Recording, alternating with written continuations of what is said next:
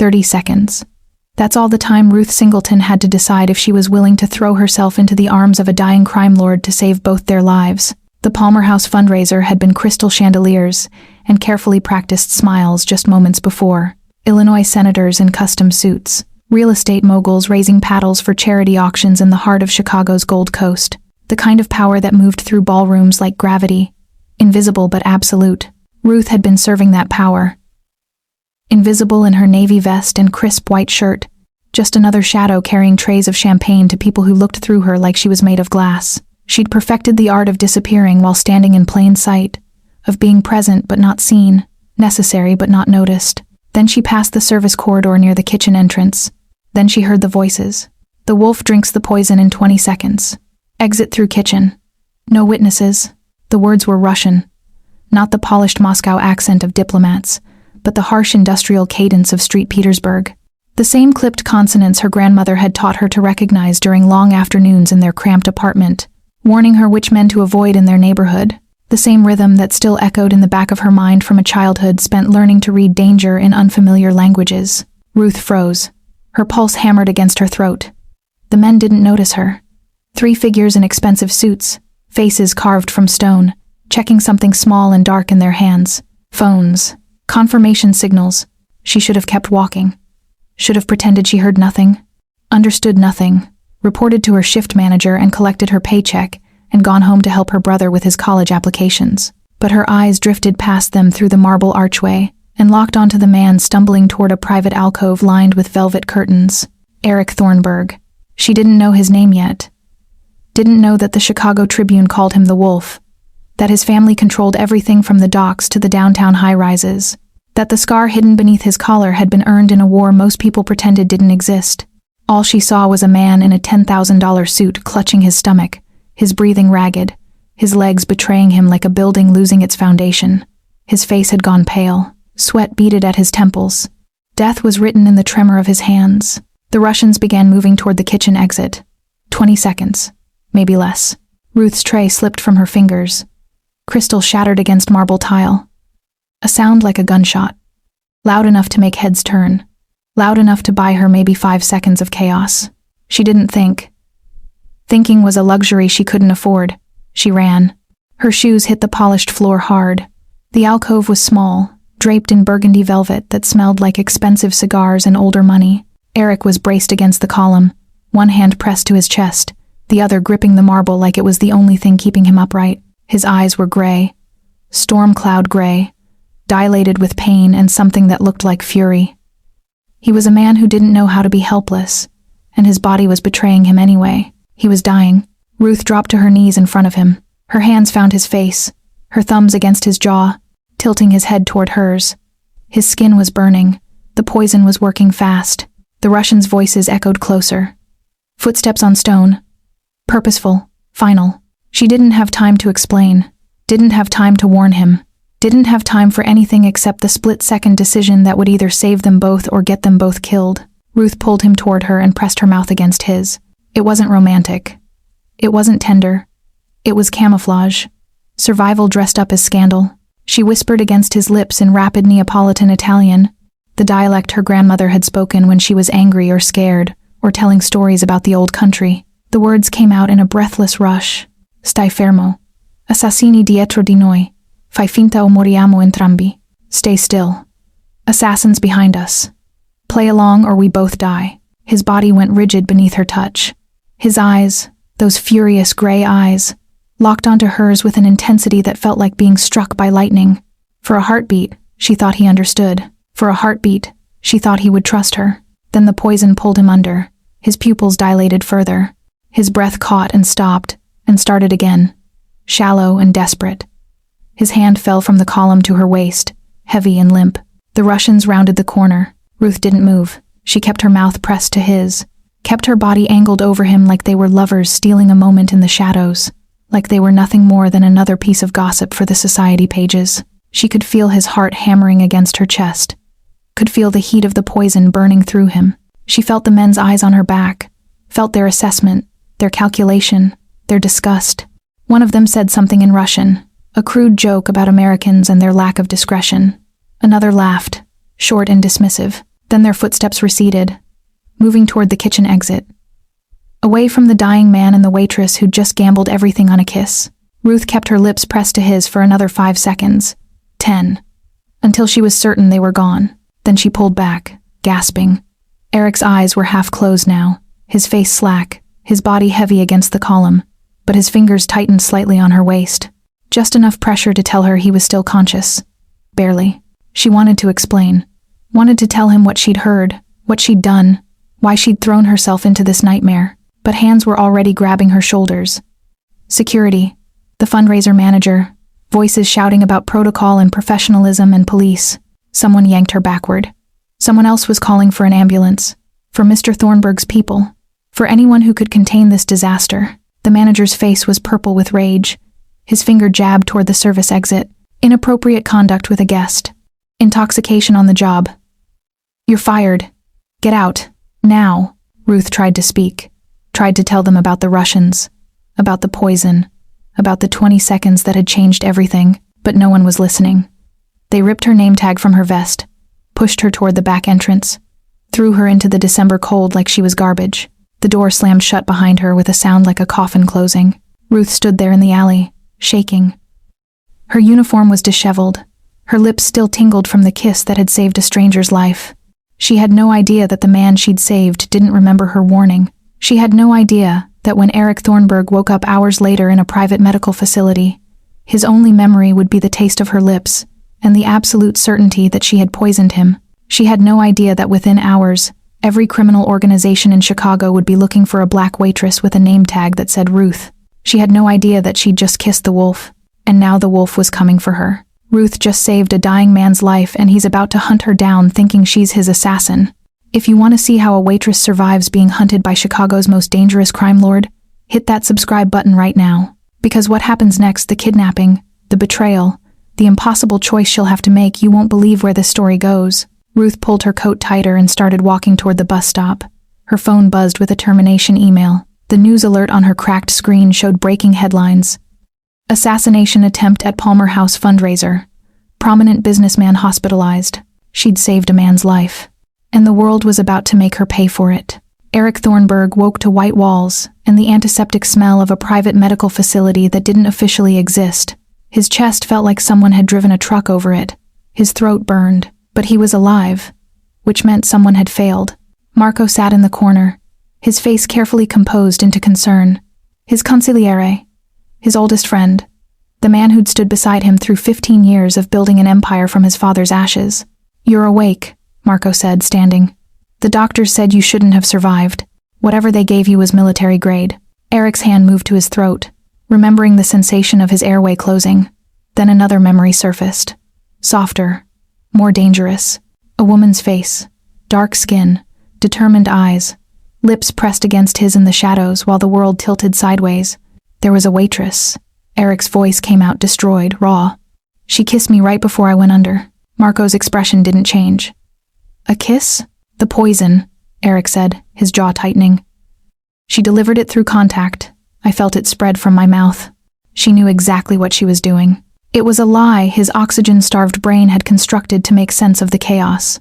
The poison had been in his drink, absorbed through his stomach lining minutes before she'd ever touched him. But the human mind needs villains, and his had chosen her. "Security footage shows her in the alcove with you," Marco said quietly. "Black woman. Early 20s.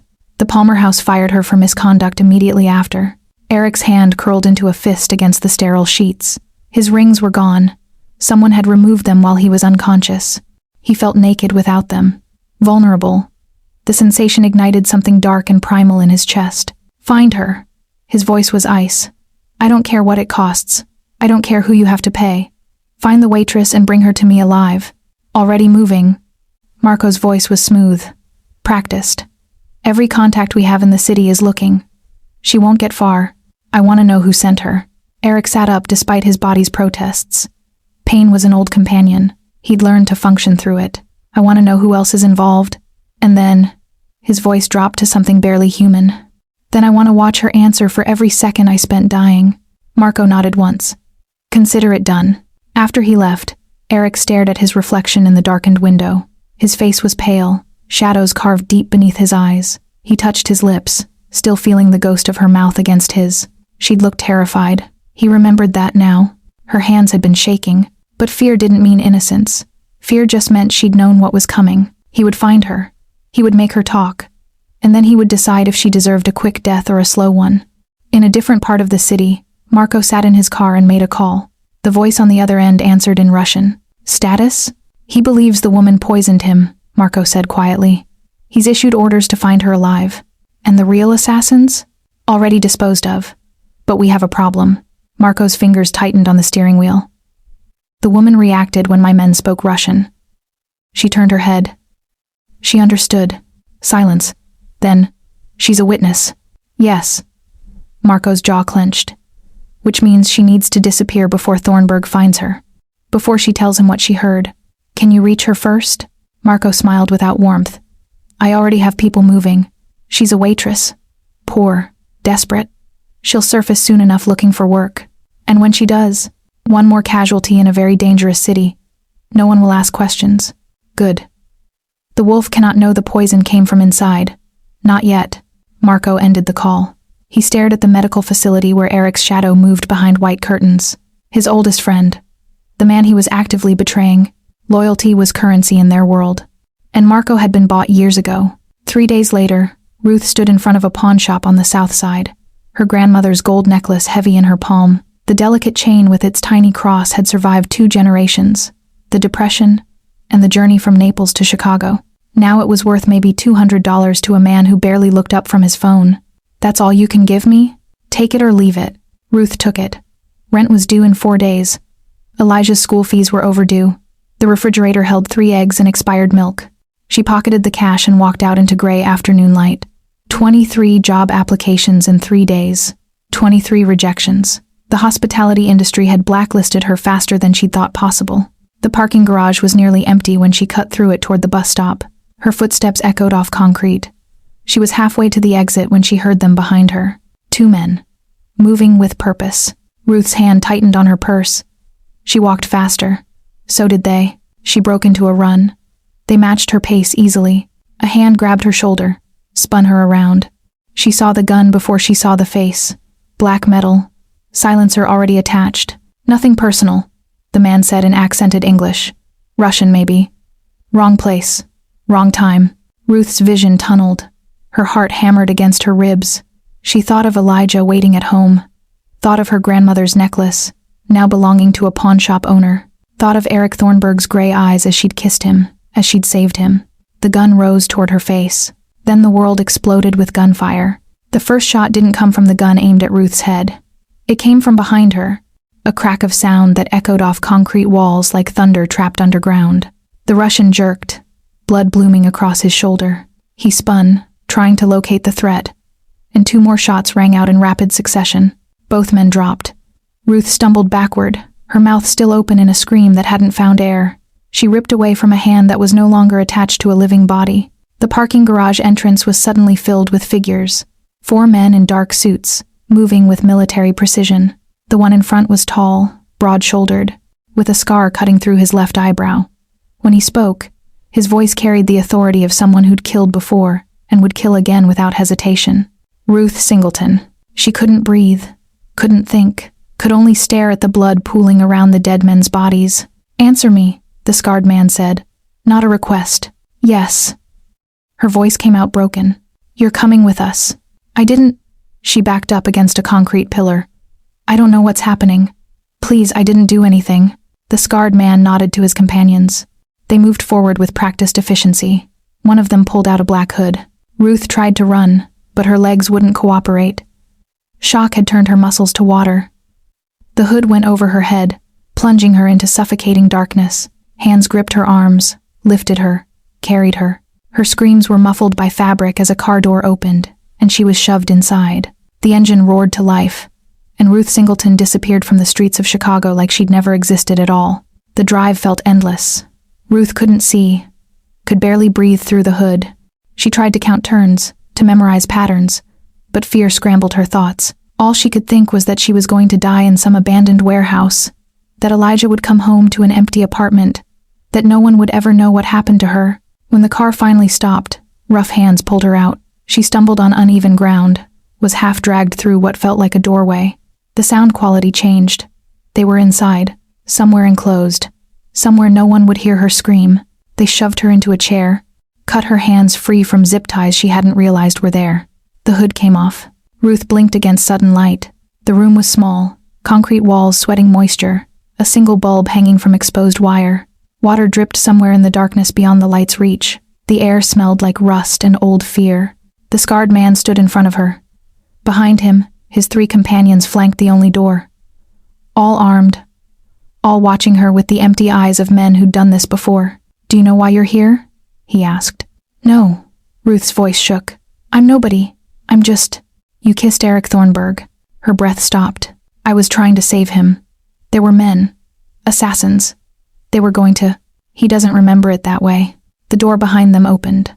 The temperature in the room dropped 10 degrees. Eric Thornburg entered like a knife being drawn from a sheath. All sharp edges and lethal intent. He looked worse than he had at the fundraiser. Pale, shadows carved beneath his eyes. But his suit was immaculate.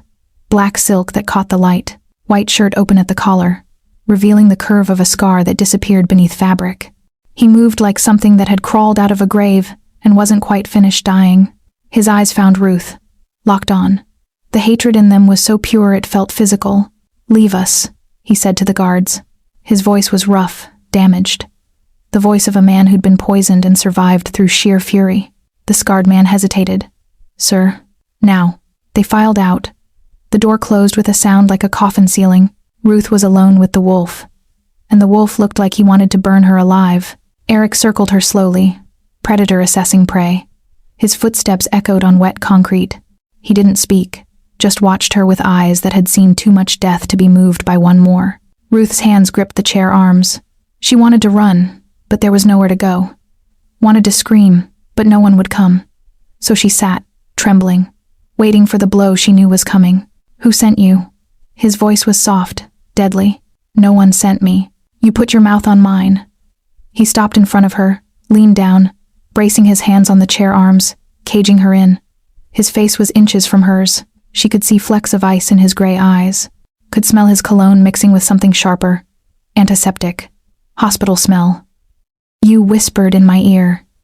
You held me while the poison worked. And now you want me to believe you're innocent?" "I am innocent." Desperation made her voice crack. "I swear, I didn't poison you. I was trying to—" He grabbed her jaw. Not hard enough to bruise, but firm enough to make her breath catch. His thumb pressed against her lower lip.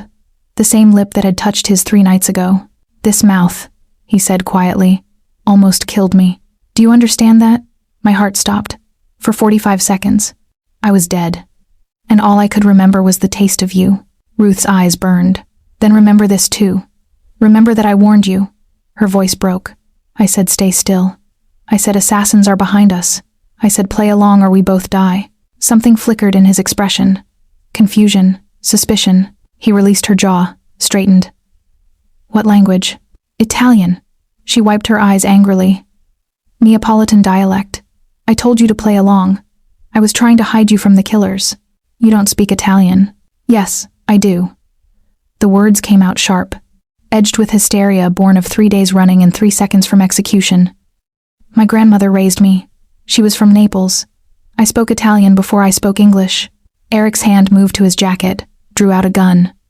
Not the kind with a silencer.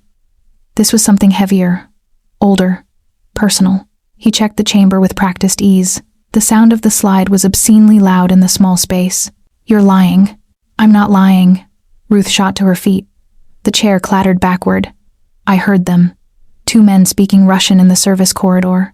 They said the wolf drinks the poison in 20 seconds. They said exit through the kitchen. No witnesses. And then I saw you and you were dying, so I did the only thing I could think of. He aimed the gun at her head. Point blank range. His hand was steady. "Prove it. Speak Italian now, or I pull this trigger." Ruth's mind went blank with terror. Then the words came tumbling out in rapid Neapolitan, the language of her grandmother's kitchen and bedtime stories and whispered warnings about dangerous men. "Sei un testardo stupido che preferis uccidere una donna innocente piuttosto che ammettere di avere torto. I heard them planning your murder and I saved your life, and you're going to kill me for it because your pride can't handle the fact that you needed saving." The gun didn't waver, but his eyes changed. The fury bled into something else. Shock, recognition, horror. "Say it again," he whispered. "The assassins, what they said." Ruth repeated it word for word. The exact phrasing she'd overheard. The Russian accent, the casual tone that said they'd done this before. Eric lowered the gun. His hand shook. Barely, but enough for her to notice. He took a step back. Another. His shoulders hit the wall and he stayed there, staring at her like she'd risen from the dead. "You saved me." "Yes. And his voice was hollow. "I almost killed you for it." Eric was silent for a long moment, the gun hanging loose in his hand. When he spoke again, his voice had changed. Still cold, but with something underneath. Calculation. Maybe. Or recognition of a debt he hadn't asked for but couldn't ignore. "There's a leak in my organization. Someone close to me tried to have me assassinated." He looked at her, really looked at her, seeing past the waitress uniform to the person beneath. "And you're the only person who can identify them." Ruth's stomach dropped. "I told you what they said. I told you. That's not enough. I need faces, voices. I need you to go through surveillance footage, financial records, communications. I need you to help me find everyone involved." He stopped, ran a hand through his hair, cursed in Italian. "And I can't let you leave." "What?" "The people who tried to kill me know you were there. They saw you in the alcove. They know you heard them." He holstered the gun beneath his jacket. "The moment I release you, you're dead. They'll eliminate you to protect themselves. So what, I'm your prisoner now? You're under my protection." He moved to the door, knocked twice. It opened immediately. The scarred man appeared. "Take her to the lakeside estate. North Wing. Post guards outside her door." "Sir, do it." Eric turned back to Ruth. "You saved my life. Now I'm going to save yours whether you want me to or not." "My brother," Ruth's voice cracked. "I have a brother. Elijah. He's 16. He'll be alone. He'll be protected. I'll have him moved to a secure location tonight. Private school, full security, everything he needs." Eric's expression softened slightly, almost imperceptibly. "You have my word, the word of a criminal, the word of a man who pays his debts." He stepped closer. "You chose to save me when you could have walked away, when any sane person would have walked away. That means something in my world. It means I owe you. And I always pay what I owe." The estate occupied a sprawling property north of the city, hidden behind walls and gates that looked decorative but weren't. The house itself was modern glass and stone, perched on a bluff overlooking Lake Michigan. Beautiful in the way dangerous things are beautiful. The scarred man, whose name was Vincent, escorted Ruth through marble halls to the north wing. He opened a door to reveal a bedroom larger than her entire apartment, king bed with silk sheets, attached bathroom with a tub that could fit 3 people, floor-to-ceiling windows overlooking water that stretched to the horizon. "Mr. Thornburg will send for you when he's ready," Vincent said. "Don't try to leave. The guards have orders." "Orders to what?" Ruth turned on him. "Shoot me? To keep you safe." His expression didn't change. "There's a difference." He left. The lock clicked from outside. Ruth sank onto the edge of the bed. The silk was cool against her skin. Everything in this room cost more than she'd made in a year, and it was a prison. A beautiful, comfortable, terrifying prison. She thought about Elijah. Wondered if Eric was telling the truth about protecting him. Wondered if her brother was scared. If he understood why she hadn't come home. Her phone was gone. Taken somewhere between the parking garage and here. Even if she had it, who would she call? The police? And tell them what? That a mafia boss had kidnapped her but was also keeping her alive? That she'd saved his life and now couldn't leave? Hours passed. The sun set over the lake, painting everything in shades of blood, orange, and shadow. Someone brought food on a covered tray. Expensive dishes she didn't recognize. Wine that probably cost more than her rent. She didn't touch it. Couldn't. Her stomach was knotted with fear and exhaustion. Around 10 that night, the lock clicked again. Eric entered, carrying a laptop and several thick folders. He looked better than he had in the warehouse. Showered, changed into casual clothes. Almost normal. If you ignored the gun still holstered at his hip and the predatory way he moved through space. "You're not eating." "I'm not hungry." "You need to eat." He set the laptop on the dresser, opened it. "But first I need you to look at something." Security footage filled the screen. The fundraiser. Multiple angles. Ruth watched herself moving through the crowd with trays, invisible among the wealthy guests. Then the service corridor. 2 men in expensive suits, their backs to the camera. "These are the Russians you heard?" Eric asked. Ruth nodded, her throat tight. "I need you to identify them. Tell me everything you remember. Every detail, every word, every gesture." She spent the next hour recounting it all. The way they'd stood, the exact phrasing she'd overheard, the casual confidence that said they'd done this before.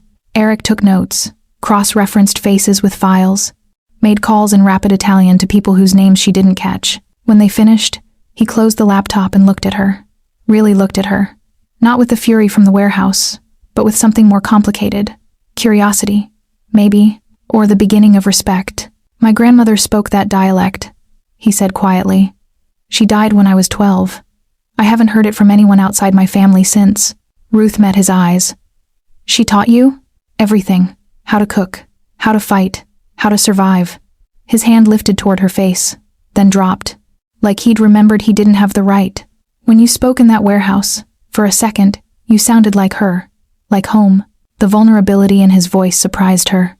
This man, this dangerous, powerful man, was grieving. For his grandmother, for his murdered trust, for the life he'd had before poison and betrayal. "I'm sorry," Ruth said. Because what else could she say? "Don't be." Eric stood, moved toward the door. "Get some rest. Tomorrow we start hunting." After he left, Ruth lay back on silk sheets and stared at the ceiling. She should be planning escape, should be looking for weapons, exit routes, any way out. But instead she found herself thinking about the way his voice had softened when he mentioned his grandmother, the way his hand had almost touched her face, the way he'd looked at her like she was something more than a problem to be solved. She was in danger, but not the kind she'd expected, because somewhere between the warehouse and this moment, something had shifted. The debt between them was no longer simple. It was complicated, weighted with something that felt dangerously like connection. And Ruth Singleton, who'd survived poverty and loss and 3 days of terror, wasn't sure she would survive this. 5 days into her captivity, Ruth woke to shouting. Not the controlled kind that came from giving orders, but raw fury barely contained by walls. She pulled on the robe someone had left in her closet and moved to the door. It was unlocked. Vincent stood outside, his expression grim. "Stay in your room," he said. "What's happening?" "Mr. Thornburg found something. It's better if you—" A crash echoed from down the hall, glass shattering. More shouting in Italian, too fast and guttural for Ruth to follow. She pushed past Vincent before he could stop her. The hallway stretched toward Eric's office, the door half open, light spilling out. She moved toward it despite every instinct screaming at her to run the other way. Eric stood in the center of his office, surrounded by broken glass and overturned furniture. His laptop was open on the desk, displaying what looked like financial records and traced phone calls. His face was pale, bloodless, carved from stone, but his eyes were alive with something terrible. Not rage, worse, devastation. "Sir." Vincent appeared behind Ruth. She shouldn't be. It was Marco. Eric's voice came out hollow. Dead. He wasn't looking at them. Wasn't looking at anything except the evidence on his screen. "My consigliere. My brother. The man I've known since we were 8 years old." He touched the screen with shaking fingers, pulled up a communication log. Encrypted messages traced back over 15 months. Wire transfers to offshore accounts. Meeting records with Russian intermediaries. All of it bearing Marco's digital signature. He's been planning this for over a year. Eric's laugh was terrible, sharp and broken. While he sat at my table, while he advised me on strategy, while he stood beside me at my father's funeral and swore loyalty on his mother's grave, he was selling me out the entire time. Ruth watched him process it. Watched the man who'd terrified her in that warehouse crumble under the weight of betrayal so intimate it was like losing a limb. "Eric," she started. He knew everything. Every weakness, every blind spot, every person I cared about. His fist slammed down on the desk. The laptop jumped. He knew exactly where to strike to destroy me. But he didn't destroy you. Ruth moved closer, carefully, like approaching a wounded animal. "You're still here. You survived. Because of you." Eric finally looked at her. His eyes were red-rimmed, raw. "A stranger risked everything to save me while my oldest friend orchestrated my murder. Do you understand how insane that is?" Ruth understood more than he knew. She understood betrayal, understood the specific pain of being destroyed by someone who was supposed to protect you.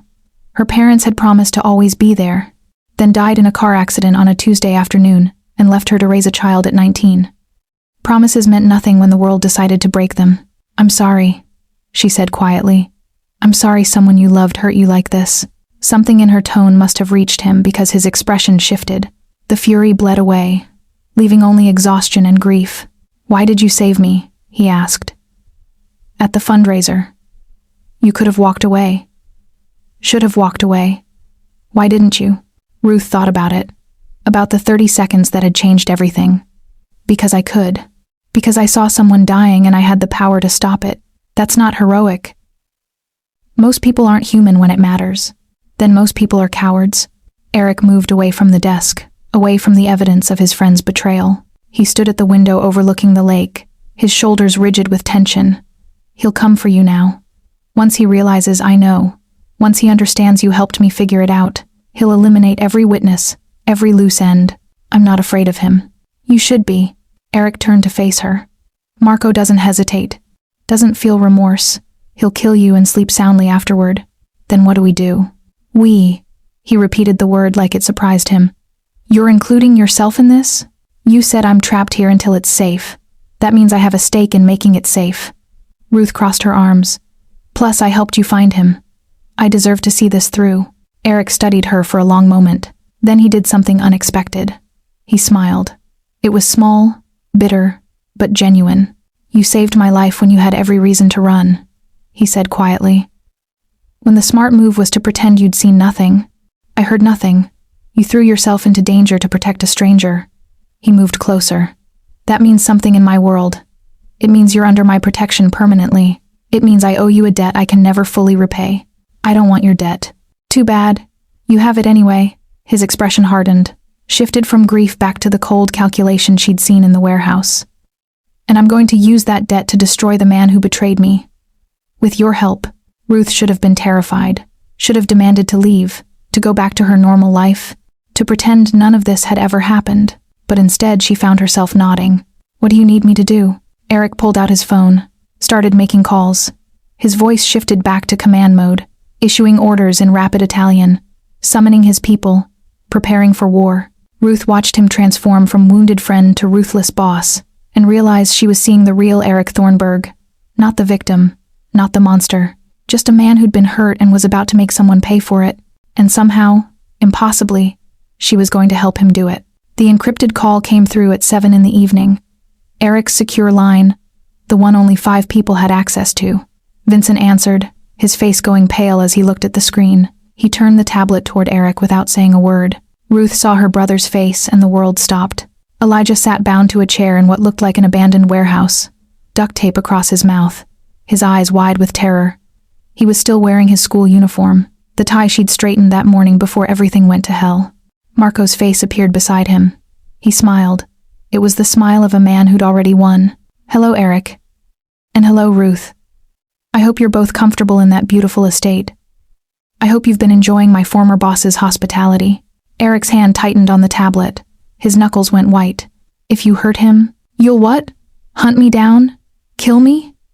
Marco stroked Elijah's hair. The boy flinched. "You'll have to find me first. And by then, well..." He pulled out a knife, let the blade catch the light. Teenage boys are so fragile. Ruth couldn't breathe, couldn't think, could only stare at her brother's terrified face and feel her world collapsing. "My offer is simple," Marco continued. "Ruth, you're going to disable the estate security system. All of it. At 2 a.m. exactly. Every gate, every camera, every alarm. You're going to leave Eric vulnerable and defenseless in that house." "No," Eric said. "I'm not talking to you." Marco's eyes fixed on the camera.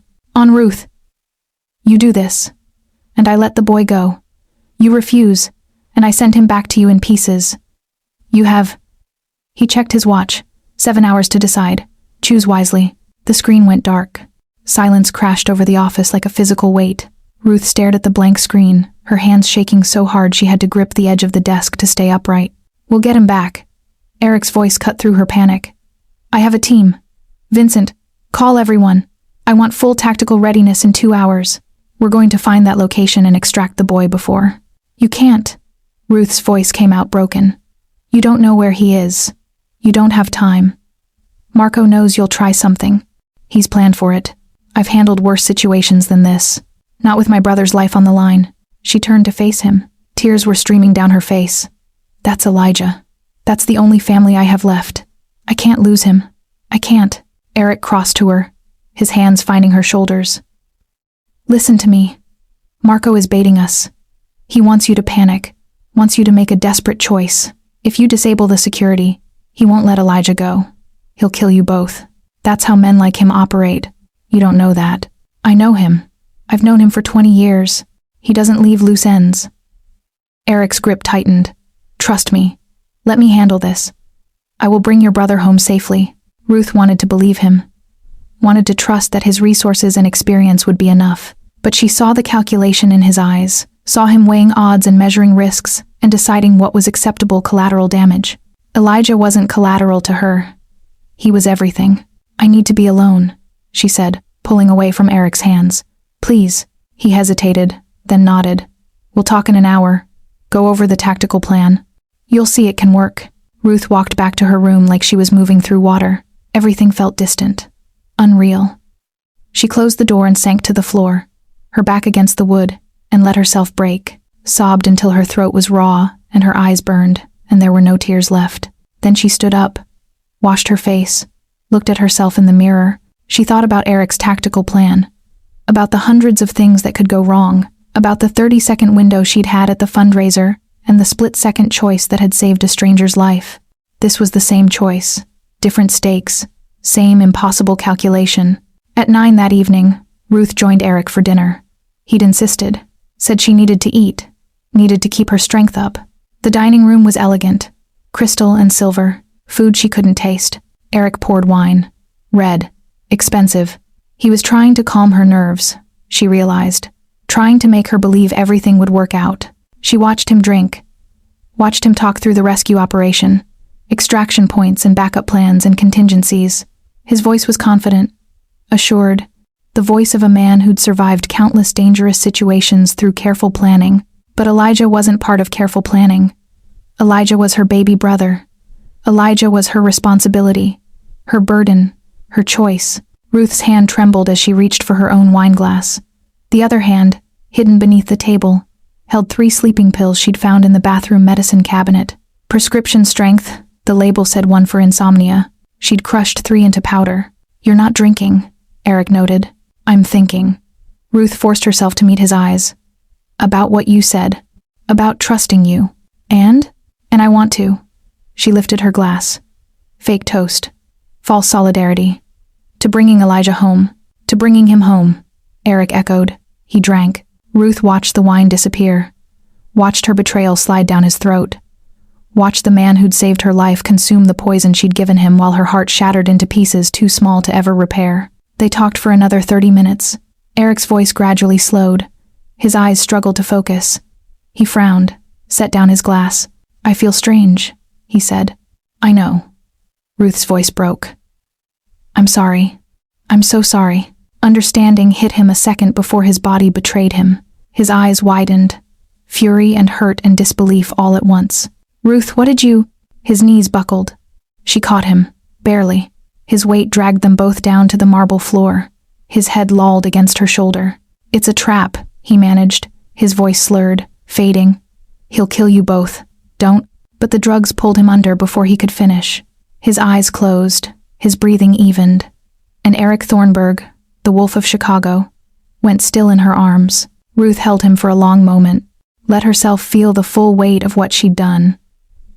Then she carefully laid him down, checked his pulse to make sure he was only sleeping, and stood. She had less than 4 hours. 4 hours to betray the man who'd protected her. 4 hours to save her brother. 4 hours to live with a choice that would destroy her no matter which way it ended. Ruth walked to the security panel in Eric's office. The codes he'd shown her, the trust he'd placed in her. She entered them one by one, watched the system disarm, watched the gates open, watched the cameras go dark. Then she pulled out her phone and sent the text to Marco's number. It's done. He's unconscious. Security is offline. Let Elijah go. The reply came instantly. Warehouse on Pershing Road, Pier 7. Come alone. 1 hour. Ruth grabbed Eric's car keys from his desk. took one last look at his unconscious form on the dining room floor, and walked out into the night. She was driving toward her own execution. She knew that. Marco wouldn't keep his word, wouldn't let them go, but Elijah was her brother. And some choices weren't really choices at all. Let me ask you something real.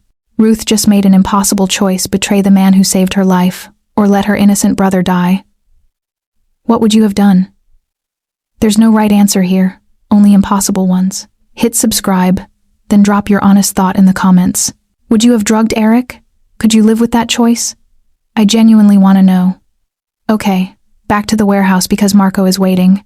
And this is about to get brutal. The warehouse district at night was a graveyard of industry.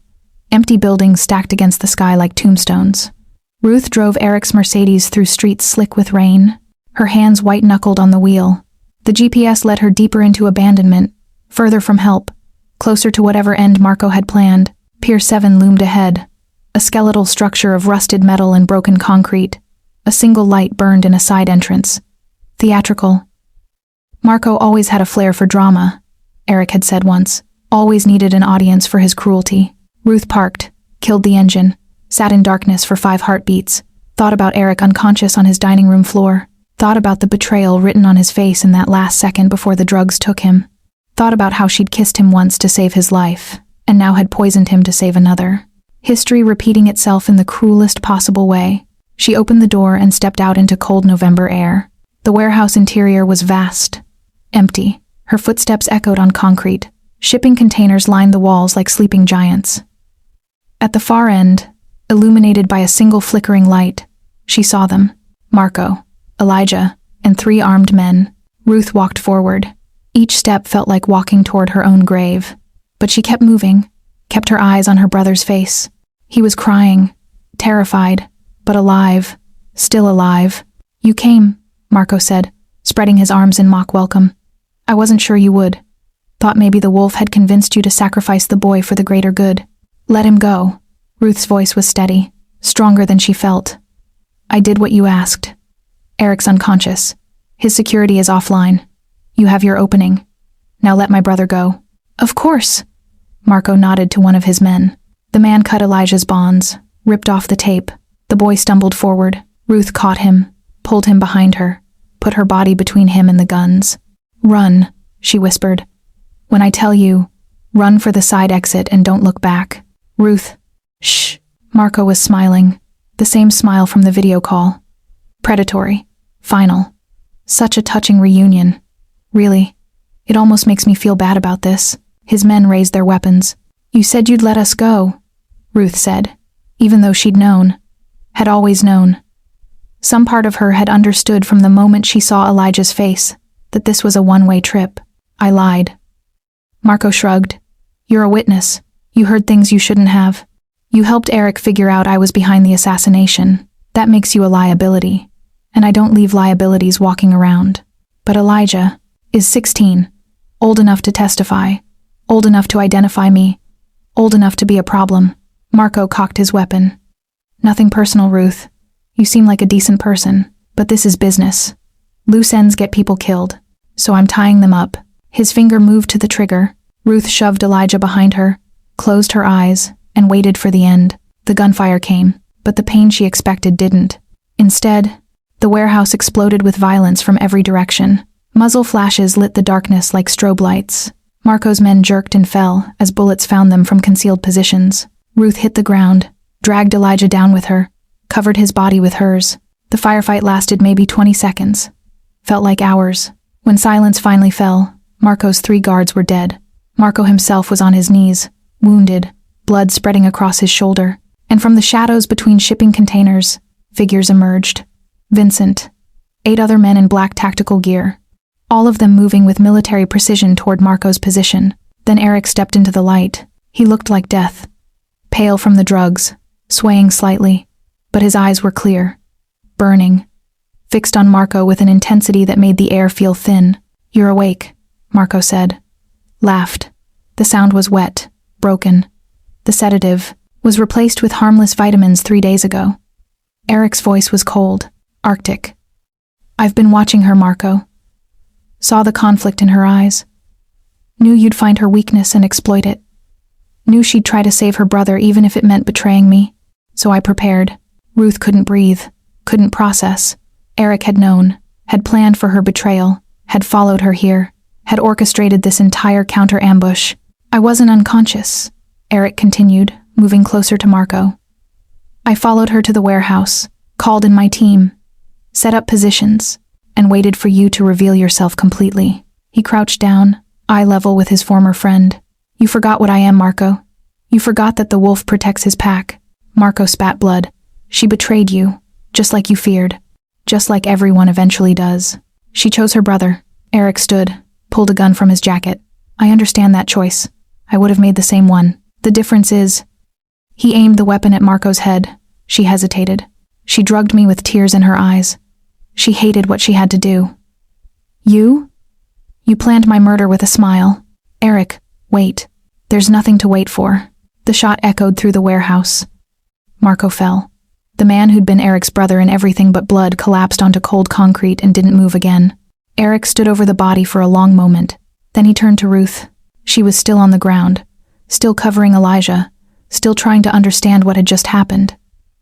Eric walked to her, knelt beside her, and his expression was complicated. Fury and forgiveness and hurt and understanding all tangled together. You chose him, Eric said quietly. I know. And that's why you're both alive. Then his legs gave out. The adrenaline that had kept him upright finally bled away. Ruth caught him as he collapsed, held him like she'd held him on the dining room floor. And this time she couldn't stop the sobs. I'm sorry, she whispered against his hair. I'm so sorry.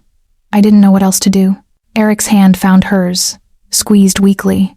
I know. Vincent was already calling for medical, for cleanup, for all the machinery that turned violence into silence and made bodies disappear like they'd never existed. Ruth held Eric and Elijah both, her brother clinging to her side, the man she'd betrayed barely conscious in her arms, and wondered if saving people was always this expensive.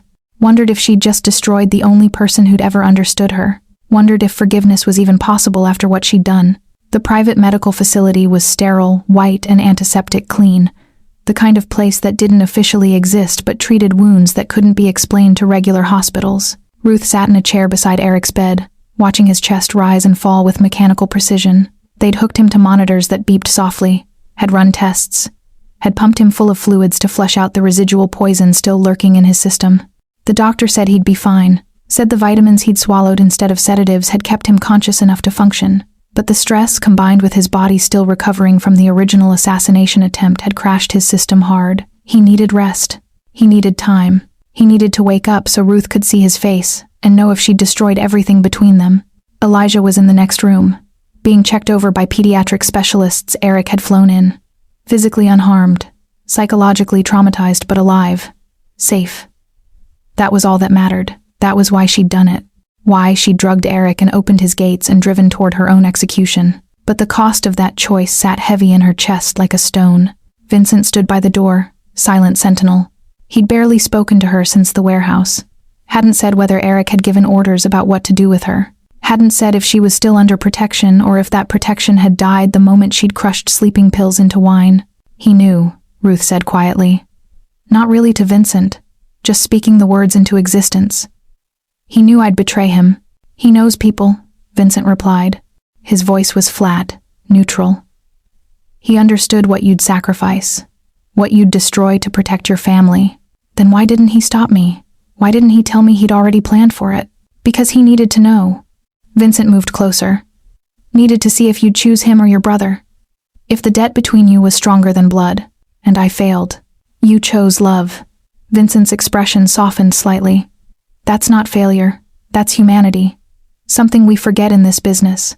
Before Ruth could respond, Eric's eyes opened. He blinked, focused, saw her sitting there, and something complicated passed across his face. Pain and anger and relief all mixed together. You're awake. Ruth's voice came out hoarse. She'd been crying. Couldn't seem to stop. Eric sat up slowly, winced, pulled the IV from his arm with casual brutality. Blood welled. He ignored it. Where's Elijah? Next room. Safe. The doctors say he's okay. Good. Eric swung his legs over the side of the bed. That's good. Silence stretched between them. Heavy. Suffocating. All the things that needed to be said piling up like debris after an explosion. "I didn't know what else to do," Ruth finally said. "You promised you could save him, but I couldn't risk it. Couldn't gamble with his life. Not when I had the power to sell me out." Eric's voice was quiet, not angry, just stating fact. "Yes." She met his eyes. No apology in her gaze. Just truth. To sell you out. To drug you. To disable your security. Because that's what love looks like when you're desperate. Stupid and reckless and willing to burn the world if it means the people you care about survive. And I'm not one of those people. He said it like he was testing the words, seeing how they felt. "I don't know what you are." Ruth's hands twisted in her lap. "I don't know what this is between us. I don't know if it's real or if it's just trauma bonding or if I'm losing my mind. But I know." She stood, walked to the bed. "I know that holding you on that dining room floor, watching you lose consciousness, part of me died. Part of me wanted to wake you up, to tell you the truth, to beg you to save us both. But you didn't, because Elijah is innocent. He didn't choose this, didn't ask to be dragged into your world, and I couldn't let him pay for my mistake." Eric was silent for a long moment. Then he reached out, grabbed her wrist, pulled her down to sit on the edge of the bed. His grip was firm but not painful. His thumb stroked her pulse point. "I knew you'd betray me," he said quietly. "From the moment Marco took your brother, I knew if he found the right leverage, you'd sacrifice me to save Elijah. That's who you are, loyal to a fault, willing to destroy yourself for family. Then why keep me there? Why trust me with the security codes?" "Because I wanted to believe." His other hand cupped her face, forced her to look at him. "Wanted to believe that maybe, just maybe, someone could choose me. Not because I'm the wolf, not because of fear or obligation, but because I'm worth choosing." Ruth's eyes burned. "You are worth it. You're dangerous and ruthless and you've done terrible things, but you're also—" Her voice broke. "You saved my brother when you had no reason to. When I just betrayed you. That makes you more than the wolf. That makes you human." "I'm not human." Eric's voice was bitter. "Humans forgive. I don't know how." "Then learn." She leaned into his palm. "Learn with me. Because I'm not going anywhere. You've got Elijah under your protection. You've got leverage over me just like Marco did, so I'm stuck. Trapped in your world. Might as well make the most of it." Something shifted in his expression. The anger bled away, left only exhaustion and the ghost of something that might have been hope. "You think this can work? Between us? I think it's already working. Has been since the fundraiser. Since you woke up from poison and decided I was worth finding instead of just killing." She placed her hand over his heart, felt it beat. Strong. Alive. "I think we're both too damaged to walk away now." Eric pulled her closer until she was pressed against his chest, until she could feel the rhythm of his breathing. "I should punish you for what you did. You could." Ruth's arms wrapped around him. "Or you could accept that we're even. You hunted me. I drugged you. Both of us made choices driven by fear. Both of us survived. That has to count for something. The debt between us," he whispered against her hair, "is never going to be paid. Every time I think we're even, one of us saves the other again. Then stop counting." Ruth held him tighter. "Stop trying to balance scales. Just accept that we're bound together now. For better or worse. In blood and betrayal, and whatever happens next." He was quiet for a long time. Then he tilted her face up, looked at her with eyes that were finally clear. "Stay with me," he said. "Not as prisoner, not as debt, as choice." "What kind of choice?" "Mine." His voice was dark, possessive, the wolf claiming what belonged to him. "And I'll be yours, whether either of us likes it or not." Then he kissed her. Not like the fundraiser, desperate and performative. This was slow, deliberate. A promise made with lips and the slide of his hands into her hair. Ruth kissed him back, poured everything into it. The fear and relief and impossible love that had grown in the spaces between violence. When they broke apart, both were breathing hard. "One condition," Ruth said. "Name it. Elijah stays protected forever, no matter what happens between us, no matter if this falls apart. He's untouchable. Done. No hesitation. He's family now, and I protect family, even when family betrays you." Eric's smile was sharp, dangerous, beautiful, especially then. 3 weeks passed before Ruth felt like she could breathe normally again. 3 weeks of Elijah settling into his new school, of therapy sessions and security briefings and slowly learning that safety could exist even in dangerous places. 3 weeks of Eric rebuilding his organization, rooting out Marco's remaining loyalists, restructuring everything his former consigliere had corrupted. 3 weeks of orbiting each other like binary stars, pulled together by gravity, neither fully understood. The lakeside estate had become home in that strange way trauma locations do, familiar through repetition rather than comfort. Ruth had her own suite now, properly hers, with a key only she possessed. Elijah visited on weekends, brought friends sometimes, treated the place like the sanctuary it had become, rather than the prison it had started as. Eric had changed too, still dangerous, still the wolf, but softer around the edges when he looked at her, like she'd cracked something open inside him that he'd kept sealed for decades. Tonight they sat in his private study, working through paperwork for the foundation he was establishing. Legitimate business, scholarships for kids like Elijah, programs for families trapped in poverty, money laundering through charity, Ruth had joked once. He'd laughed and said if he was going to clean dirty money, might as well do some good with it. "There's something I need to give you," Eric said, setting down his pen. He pulled an envelope from his desk drawer. Heavy paper, expensive. Ruth opened it. Inside was a deed, the lakeside property, transferred entirely into her name. "Eric, I can't." "You can. You will." He stood, moved around the desk to where she sat. "What started as dead ends is choice. This is yours. No strings, no conditions. Whether you stay with me or leave tomorrow, this place belongs to you." Ruth stared at the document, at her name printed in legal text, at proof that she wasn't a prisoner anymore. Hadn't been for a while. Maybe had never truly been one after that first night when he'd chosen to save her life instead of end it. "Why?" she asked. "Because you're not captive. Because you deserve something that's entirely yours. Because," he paused, searching for words, "because I need you to know you can leave. That staying is a choice you make every day, not obligation, not fear. Choice." Ruth set the deed aside and stood. They were inches apart now, close enough that she could see the silver threading through his dark hair at the temples, close enough to count the faint scars on his knuckles from fights she'd never witnessed. "I'm not leaving," she said. "You might. Eventually. When you realize what being with me actually means. The danger, the violence, the compromises you'll have to make. I already know what it means. I've been living it for weeks." Ruth reached up, cupped his face. "I shot a man once, Eric. In that warehouse. One of Marco's guards was aiming at Elijah, and I picked up a fallen gun and I shot him. Didn't hesitate, didn't freeze, just pulled the trigger." Eric's eyes widened slightly. "I didn't know that." Vincent cleaned it up, made sure it disappeared from reports. "But I remember it. Remember the weight of the gun, the sound, the way he fell." Her thumb traced his cheekbone. "I'm not innocent anymore. Maybe I never was. Maybe the moment I kissed you at that fundraiser. I stepped into your world and there's no stepping back. You could still—" "I don't want to." She pulled him down until their foreheads touched. "I love you. Even though you're a criminal. Even though you kidnapped me. Even though this is completely insane. I love you." The words hung between them, raw, honest. The first time either had said it, Eric's hands found her waist, pulled her closer. "Say it again." "I love you." In Italian. "Ti amo." The words came out in her grandmother's dialect. The language of his childhood. The sound of home.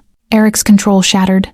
He kissed her hard, desperate, like he was trying to prove she was real. His hands tangled in her hair, tilted her head back, deepened the kiss until Ruth couldn't tell where she ended, and he began. When they broke apart, both gasping, Eric pressed his forehead to hers. "Ti amo," he whispered back. "God help me, I love you too. Even though you drugged me, even though you betrayed me, even though you drive me absolutely insane. We're a mess. We're perfect." He kissed her again. Softer this time. Sweeter. "You're mine now. The waitress is gone. What you are now," he pulled back to look at her, "is my equal, my partner, my choice." Ruth smiled. "Your queen? If you'll have the title." She thought about it. About the girl who'd served champagne to people who never saw her. About the woman who'd kissed a dying man to save him. About everything she'd lost and everything she'd gained and the impossible journey between them. "I'll take it," she said. "But on my terms. I'm not giving up school. I'm not giving up my independence. I'm not becoming someone who just exists in your shadow. I wouldn't want you to." Eric's smile was genuine, warm.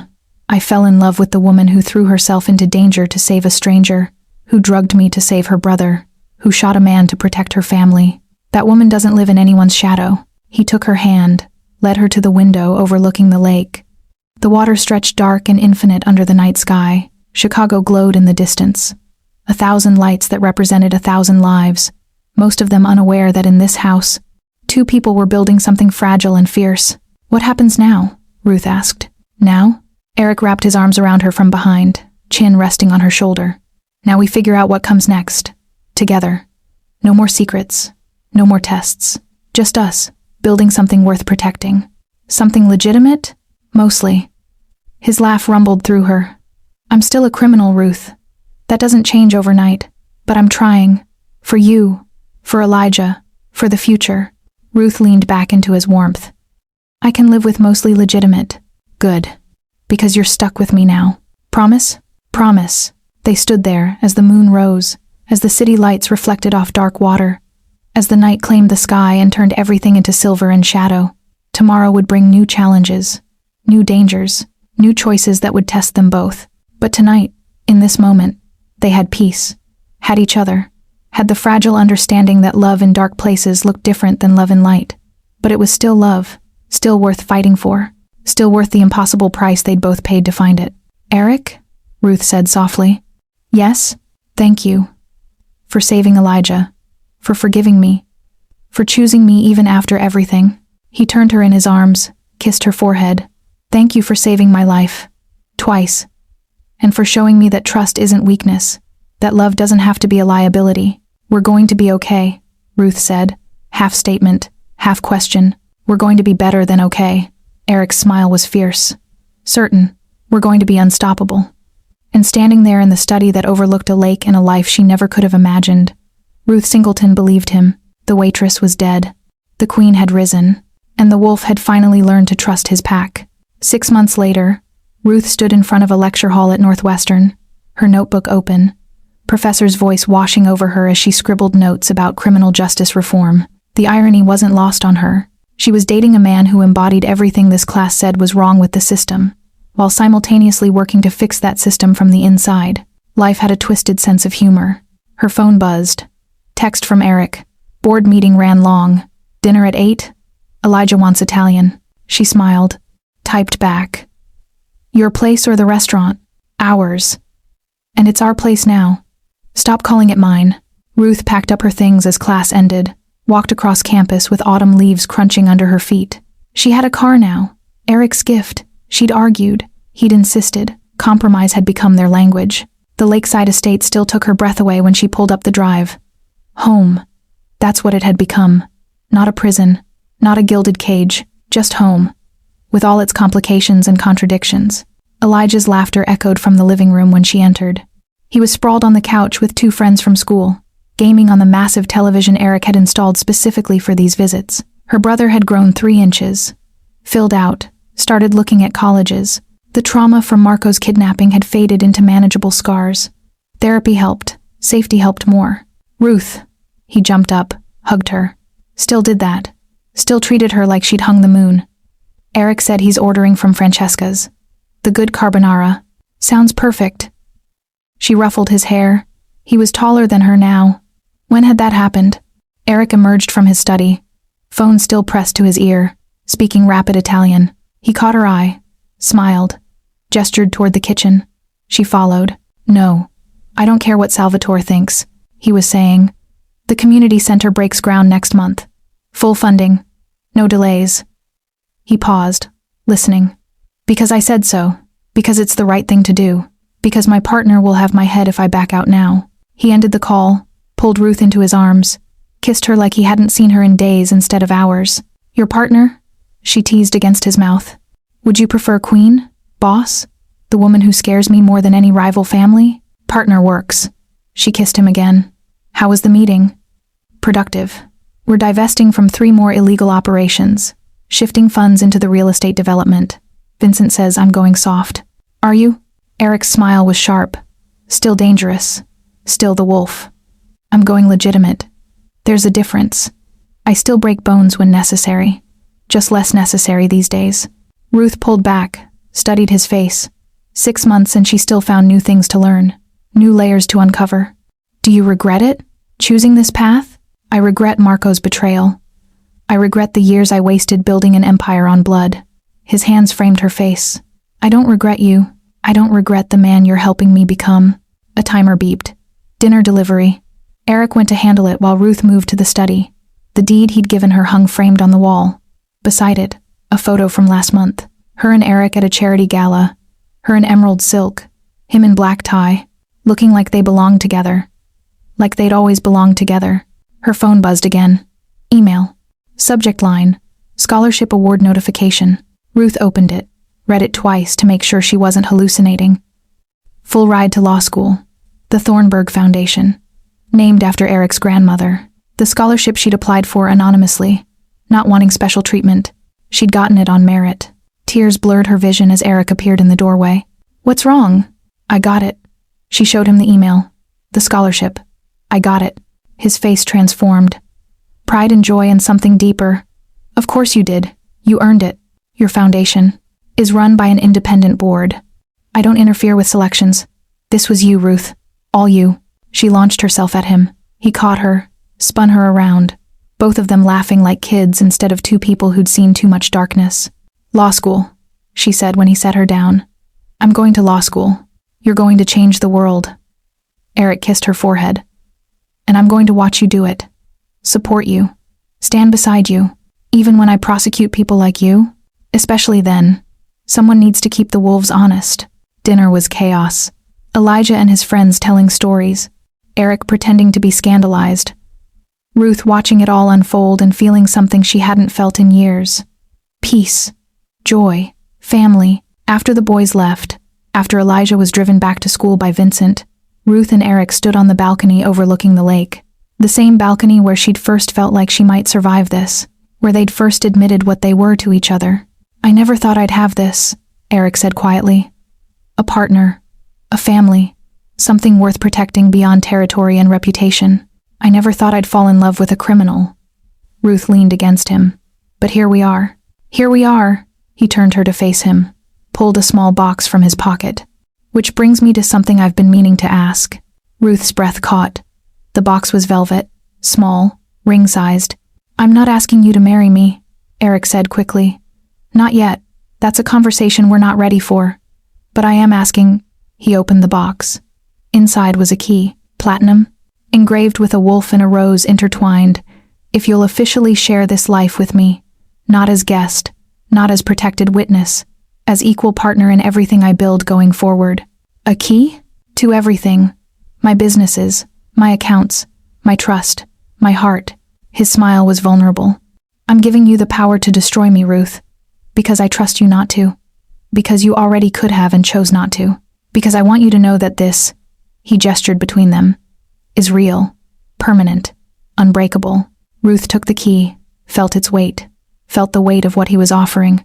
Not just wealth or status. True partnership, true trust. Yes, she said. To all of it. To building something together. To being your equal. To making sure you stay on the legitimate side of legitimate. To keeping me honest. Someone has to. He slipped the key onto a chain around her neck.